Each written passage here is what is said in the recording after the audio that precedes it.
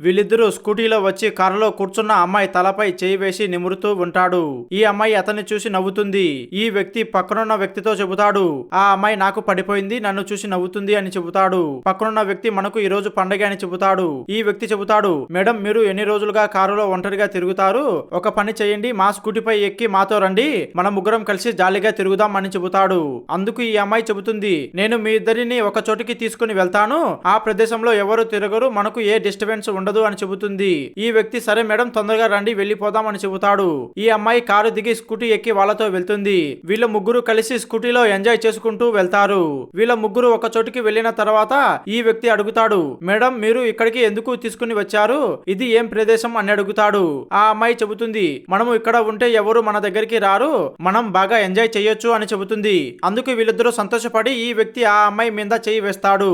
అంతలోనే వేరే అమ్మాయి వచ్చి వాళ్ళిద్దరిని పట్టుకొని మీరిద్దరి పని ఈ రోజు అయిపోయింది అని చెబుతుంది. ఈ వ్యక్తి ఎవరు మేడం మీరు అని అడుగుతాడు. అందుకు ఆ అమ్మాయి చెబుతుంది, నేను కొత్తగా వచ్చిన ఐపీఎస్ ఆఫీసర్ని, నా పేరు అంచల్ మిశ్రా అని చెబుతుంది. ఆ మాట వినగానే వీళ్ళిద్దరూ ఆశ్చర్యపోతారు. ఈ పోలీస్ అమ్మాయి వాళ్ళతో చెబుతుంది, మీరిద్దరి పైన చాలా రోజులుగా ఫిర్యాదు వచ్చాయి, అందుకే నేను ఈ అమ్మాయిని పంపించి మీరిద్దరిని రెడ్ హ్యాండెడ్ గా పట్టుకున్నాను అని చెబుతుంది. అందుకు ఆ వ్యక్తి, మమ్మల్ని క్షమించండి మేడం, మేము ఎప్పుడు ఇలాంటి పనులు చెయ్యమని చెబుతాడు.